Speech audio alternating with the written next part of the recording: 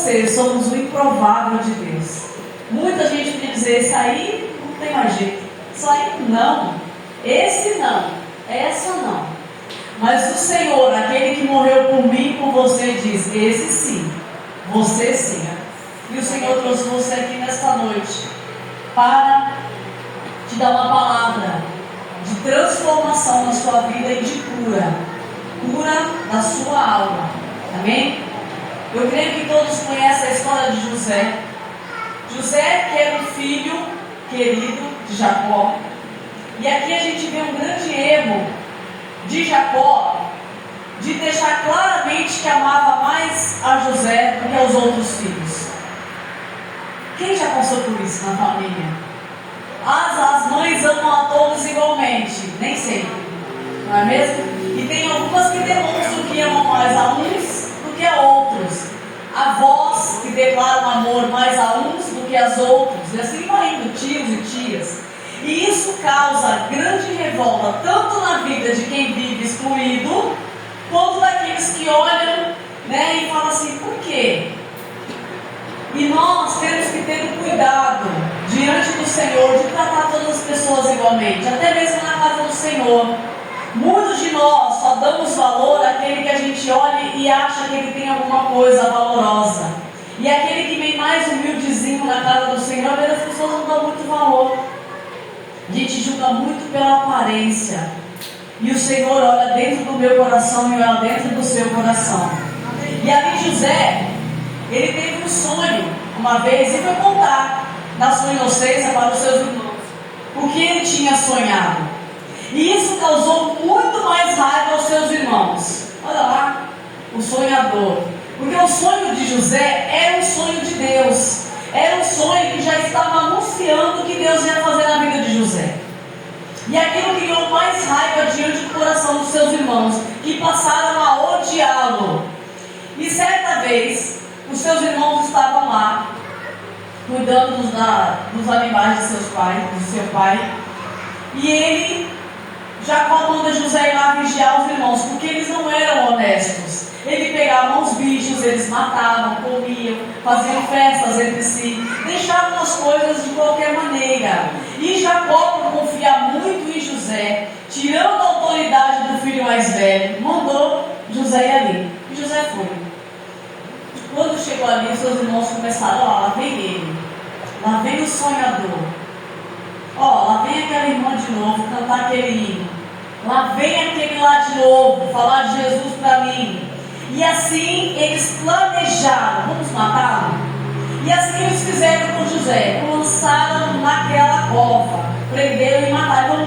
Vamos chegar no nosso pai e vamos dizer que uma besta fera veio, matou e acabou com a vida desse sonhador. Aquilo que Deus dá para mim e dá para você vai causar muita raiva e inveja diante daqueles que não vão entender o seu chamado. Muitos não vão compreender e eles vão passar a te odiar pelo simples fato de Deus ter te escolhido. E você pode dizer, mas eu nunca fiz nada para aquela pessoa. Mas ela vai te odiar, porque o que está naquela pessoa consegue ver o que Jesus colocou sobre você. Porque se trata de espírito. E o espírito das trevas consegue olhar para aquele que Jesus já marcou e disse, esse é meu.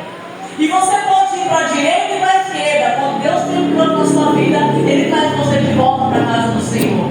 E muitos daqueles que estavam olhando para você, estavam torcendo para que você morresse lá na sarjeta, não vão ficar felizes com isso.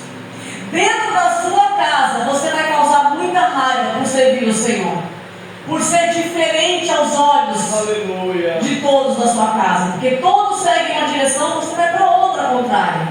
Mas esse é aquele que Deus escolheu no ventre da mãe. Ele vai fazer algo diferente. E eu vou te contar uma coisa que não é muito gostosa de saber. O crente sofre e vai sofrer até o dia de Jesus voltar. Porque temos uma marca, e essa marca vai trazer raiva, ira, inimigos que você nem imagina para a sua vida. E José, ele sofreu e pagou um alto preço por ter sido escolhido, e você e eu vamos pagar também. Mas a maior vitória é saber que seremos salvos O Senhor vai usar tudo aquilo que nós temos passado para alcançar aqueles que estão lá fora. Aleluia. O Senhor não chamou você para vir somente ao culto, à igreja, para dizer que você é cristão, para se vestir como cristão, somente por isso. Existe um preço que foi pago naquela cruz, para que eu e você tivesse uma vida diferente. Uma vida de a gente ter que abrir mão de muita coisa, que aos nossos olhos eram boas, mas não eram. No momento que a gente está no mundo, a gente acha que aquilo é bom para a gente, aquilo é essencial, e não é. E quando você conhece a verdade do Evangelho, você fala: como que eu pude perder tempo com aquilo? Como que eu pude perder tanto tempo em vícios, em manias, em pecados que a gente pega como estimação e acha: não, eu sou assim, eu nasci assim, eu vou morrer assim. Não.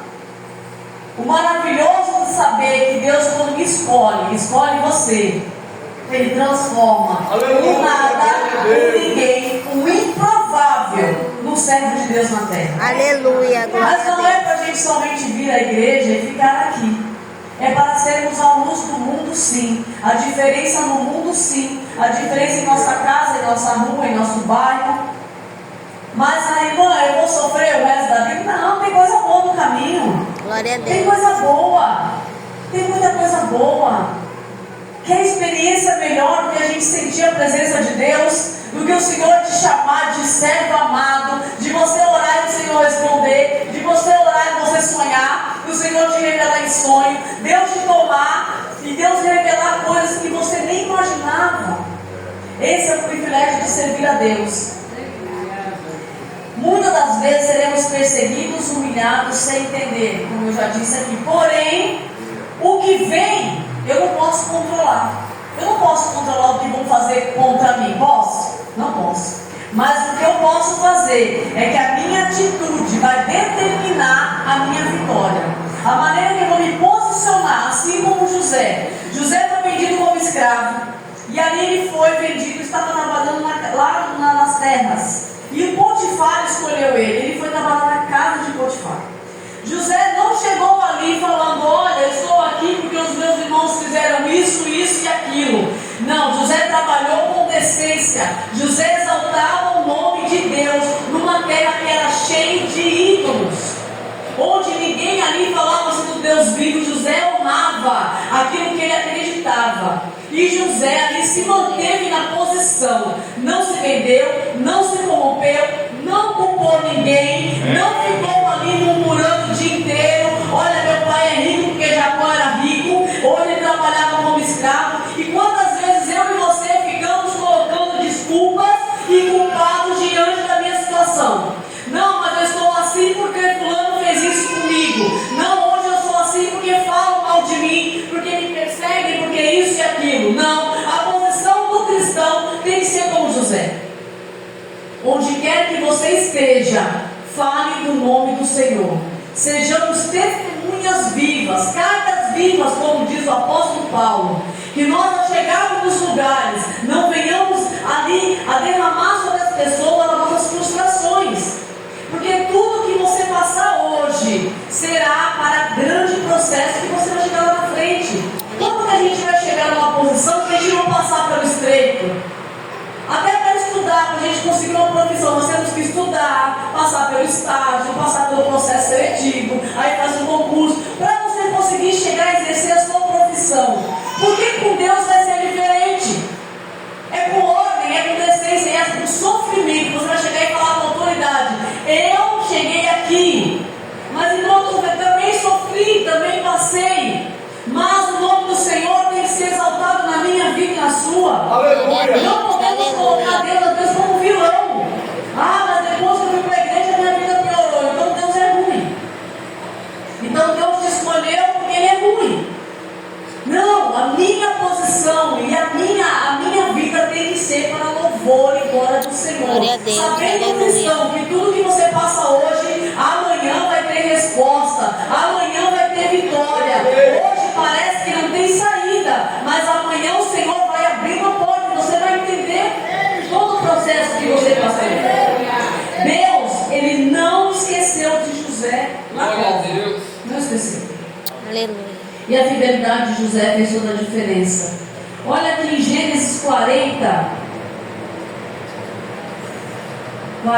23. O copeiro, porém, não se lembrou de José. José estava trabalhando na casa de Potifar, foi seduzido pela mulher dele, não se rendeu aos encantos daquela mulher e foi preso por um crime que ele não cometeu. Porém, lá na cadeia, José continuava exaltando o nome do Senhor. E José foi tomado ali por uma revelação de um sonho, de algo que eles tinham roubado lá no reino. E José salvou a vida desse copeiro. E o padeiro foi morto, porque assim como foi feito, José revelou.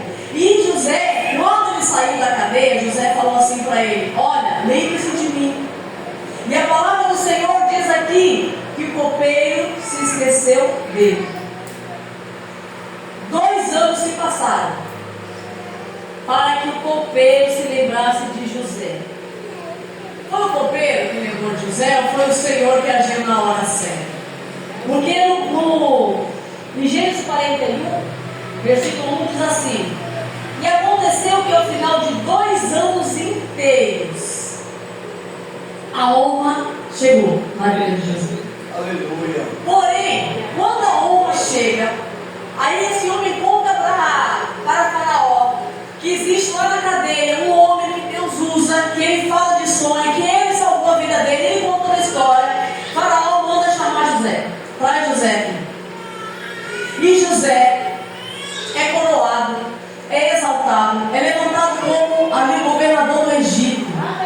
José estava abaixo apenas de Faraó. Olha o que Deus fez na vida de José. Porém, naquele momento, José quase se perdeu. Por quê? Quando José teve a oportunidade de estar de frente com os irmãos, para salvar os irmãos, passou um turbilhão de sentimentos na cabeça de José e José fica perdido. José começa a ficar testando os seus irmãos ali, manda eles embora, coloca ali uma taça, forja um roubo, pega o irmão mais novo para fazer aquele jogo. E José estava ali atordoado, porque José não sabia o que fazer diante dos irmãos. O que o Senhor me ensina? Que não importa o que fizeram comigo e com você, não importa. Porque quando o Senhor te exaltar, não é para você usar daquilo que Deus te deu como autoridade para ferir ninguém.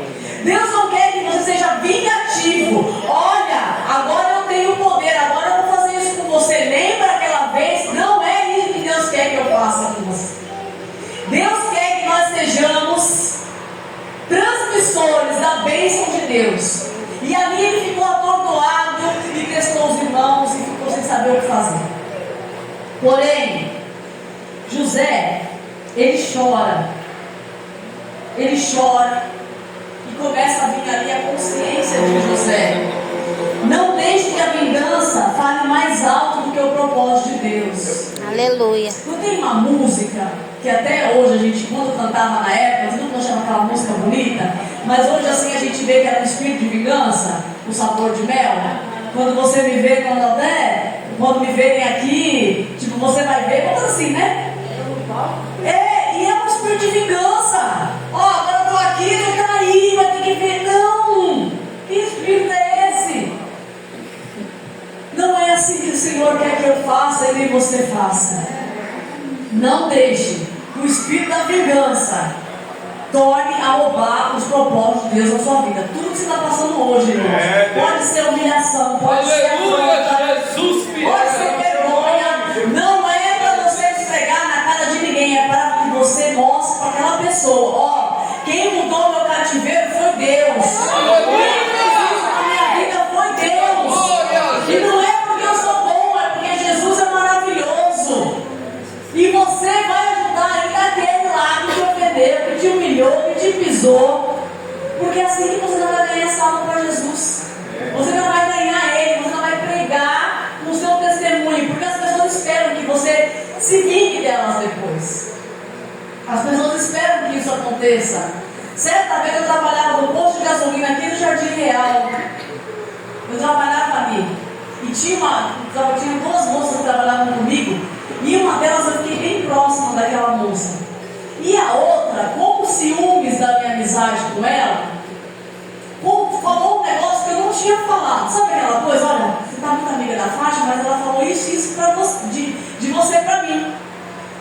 Gente, eu cheguei no posto para trabalhar, a menina gritava tanto que todos os carros estavam olhando. E eu, o que você está falando? Só que ela não se lembrava que no dia que ela me contou a história, a outra estava perto. Mas ela disse que foi eu que contei. E ela gritou, esbravejou, e eu fiquei olhando para ela e falei, olha, eu não fiz. Não fui eu, não falei. Aí ela falou sim, porque a Carla falou que você falou, não sei o que, não sei o que. Ela falou, olha, eu não falei. Quando deu meio-dia, a Carla ia chegar. O que ela pensou que eu ia falar? Ó, você tá doida? Eu não falei, eu fiquei calada, irmãos. Eu trabalhei o dia inteiro na minha. Fiquei calada. Fui embora. No dia seguinte, essa menina que fez essa fofoca foi lá na minha casa. Queria falar com você. Pode falar. Você me deu uma surra ontem, de luva de pelica. Porque eu achei que você ia chegar e ia fazer um escândalo. E você não falou nada. E eu falei, eu ia falar o quê? Você já tinha mentido. Eu daria me justificado uma coisa. Eu aprendi na vida, ninguém me justifica é Deus. Então eu não fiz, eu não falei. E eu já falei, Senhor, na hora certa, ela vai ver que eu não falei. E ela se sentiu envergonhada, chamou a outra e falou, olha, você me perdoa? Eu inventei isso porque eu estava construindo a amizade de vocês. Então qual é a minha posição? É me calar diante da calúnia e da afronta. Eu sei que não é fácil quando alguém vem te acusar de uma coisa que você não fez. Como? Quantas vezes eu e você vamos passar por calúnias, irmãos? Quantas vezes? Eu tenho que falar algo aqui, Maria. Eu tenho um carinho tão grande pela sua vida. Aleluia, glória a Deus. Tão grande pela sua vida. O ex-marido dela, nós éramos muito amigos. Muito amigos. E até hoje está falta dele. Mas o real todinho falava, eu tinha um caso com o Reginaldo. Todo mundo falava. E eu falava para ele assim, deixa o povo falar. Eu quero estar perto, a gente saía, a gente se divertia, tomava sorvete, o povo falando. Deixa eu falar, deixa eu falar, deixa eu falar. Por quê? Eu não sabia que ele ia embora tão cedo. E no dia que foi o velório dele, eu cheguei perto e falei, meu Deus, muito obrigado. Porque eu aproveitei as oportunidades. Não dando ouvido que as pessoas falavam. Porque se eu fosse ouvir, a gente ia acabar tendo amizade. Irmão, eu falo para você. Como faz falta um amigo de verdade? Como faz falta? Então você tem que estar preocupado com você. Olha para dentro de você. Se você sabe o que você não fez, deixa os outros falar. Deixa as pessoas falarem. Deixa as pessoas imaginarem o que elas quiserem. Quem te justifica é Deus. Mas irmão, você não vai lá brigar, você não vai fazer, não faça. Se você quer essa coisa plena e tranquila, deixe que falem. Mas o Senhor te conhece, é o que importa. E o Senhor sabe toda a verdade. Quantas coisas falam a meu respeito, irmãos? Eu cansei, eu não falo mais. Deixa o Senhor trabalhar. Aleluia! O Senhor justifica os justos. O justo não precisa ficar de boca em boca falando, eu não fiz isso, eu não fiz aquilo. Olha, principalmente quando a situação está na sua casa, com família. Não. E outra coisa que eu vou falar para a igreja: não se meta numa história que não é sua. Não se meta. Às vezes o irmão está passando por uma prova e você fala, está assim porque está em pecado. Você não sabe o que o irmão está passando, gente. O Senhor tem amor por todos aqueles que estão passando pela prova. Deus está provando para voltar. Deus está provando para exaltar. Deus está provando para ensinar. E a gente às vezes quer meter o dedo na cara e falando, você está assim porque você está assim. Ah, mas olha só, fulana fez isso e aquilo. Não se meta, porque o Senhor uma hora vai virar a chave e aquela pessoa vai ser exaltada e tu será envergonhado, porque inventou um monte de calúnia. E Deus ouve tudo que a gente fala. Deus lê todos os nossos pensamentos, irmãos. Deus lê. Então dos olhos de Deus ninguém escapa. Ninguém escapa. E aí José chorou, compreendeu que todo aquele processo de sofrimento, de humilhação, de poço, de acusação, de adultério, aquela acusação, e ele estava lá na cadeia sem ter feito nada. José entendeu que ele precisava passar por tudo aquilo para ser o governador. E aí ele volta atrás, revela-se para os seus irmãos, olha, Eu sou José, aquele que vocês jogaram no poço e venderam como escravo. Estou vivo. E eles ficaram com muito medo. Ele disse: não tenho medo.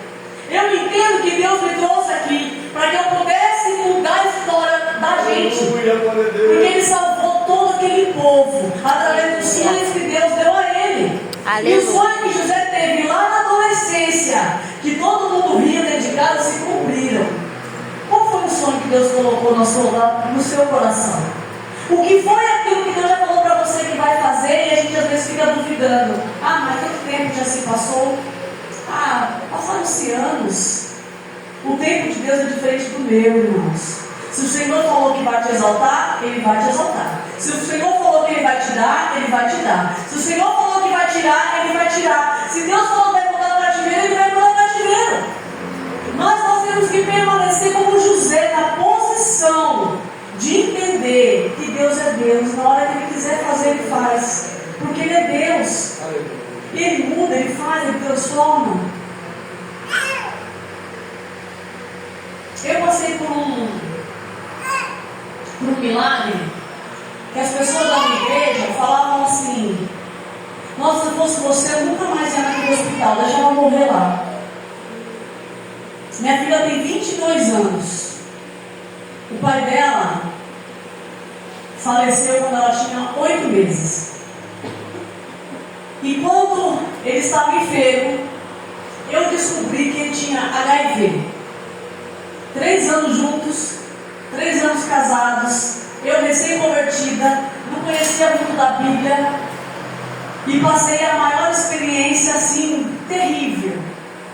Mas o Senhor, dias antes dele falecer, me levou à igreja pentecostal, porque eu era batista, né? Tudo muito quietinho, não falava no meu lugar nem aí não, esse negócio muito silencioso. Eu quero um negócio que grita. Aí fui lá a primeira vez, falei: olha que não é aqui. Aí o pastor falou: aquela moça que está lá no fundo com o bebê no colo, manda ela vir aqui. E eu fui lá. E o Senhor falou: olha, vou fazer um milagre na sua vida. Em poucos dias você vai ver a minha glória. E aí volto para o hospital no dia seguinte e o médico vem confirmando o HIV. Cheguei a perguntar para ele por que ele não me falou, ou se ele sabia. Ele sempre soube, mas não teve coragem de dizer. Eu não sei que amor é esse. Eu nunca amei ninguém assim. E eu não tive coragem de contar. Falei que a moça sempre que pode matar eu e nossa filha. Mas o Senhor é aquele que disse para mim que ia fazer um milagre na minha vida. Então no dia que ele faleceu, que saiu o resultado do exame, eu tive a certeza. Minha primeira experiência com Deus. Gente, no recém-convertido a gente fica apavorado. E ali eu comia a Bíblia. Dia e noite eu lia. Por quê? Eu vim do catolicismo, onde a gente ia. Nós éramos católicos, apostólicos, macumbeiro, romano. Porque a gente ia em tudo que é lugar. Vai ali com o benzeiro que a minha mãe ia. Vai ali com o dando passo, nós ia. Vai ali no centro de flor, nós ia. E assim eu cresci nesse meio. Né? E aí eu acreditava em tudo. E aí eu falei: meu Deus, eu preciso acreditar. O que acontece com quem morre, com os crentes? E aí o Senhor me ensinou na palavra que cada homem morreu uma única vez. Eu falei: então se aparecer para mim, já sei o que eu vou fazer. E foi aí que eu conheci, tipo, o maior conhecimento da Bíblia foi nessa época. E não é que o capeta usou para aparecer? Fátima, eu estou vendo o espírito do seu marido ali. Aonde? Ali. Eu falei: oxi, me deixou cheia de dívida, uma criança pequena, não tinha onde morar, e veio fazer o que aqui? Mas eu fui lá, era uma escuridão onde eu morava ali, eu morava com o meu irmão ali no galpão ali. Era uma escuridão, e eu estendia a roupa lá e não tinha medo. Aí minha cunhada veio e eu estou vendo teu marido ali. Eu falei: eu vou lá no escuro falar com ele. Ela: tu é doida? Eu falei: eu vou lá.